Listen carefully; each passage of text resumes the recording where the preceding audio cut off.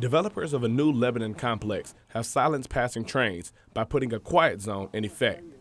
New neighbors want to move in, that's always one question, well, how loud's the horn? So this was a way for us to enable the train, obviously, to continue and also not to bother the neighbors with the horn.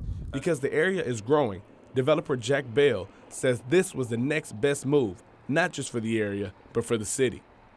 James Jones has been a resident of the area for 15 years and stopped recognizing the train's horn, but he's favorable of the new project.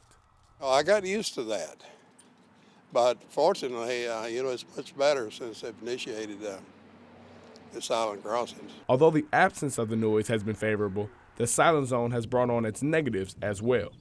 I don't think it looks very well. I didn't leave the shoulders of the road. If you can see this shoulder up here, I could mow it very easily, but that's kind of made a mess down there. With both county and city approval, the project as a whole was a 6-month process.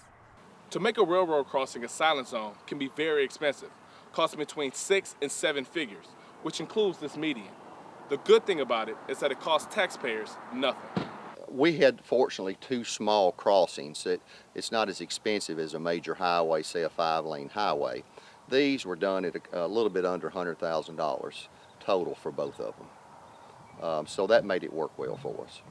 The train horn is meant for warning that it's approaching and for those near to take precaution. However, there was no lost sense of security with the silent zone. Well, they had both. They had the whistle and the gates and the flashing lights, but personally, I think that visibility is priority, as far as safety. From Lebanon, I'm Aric Jones.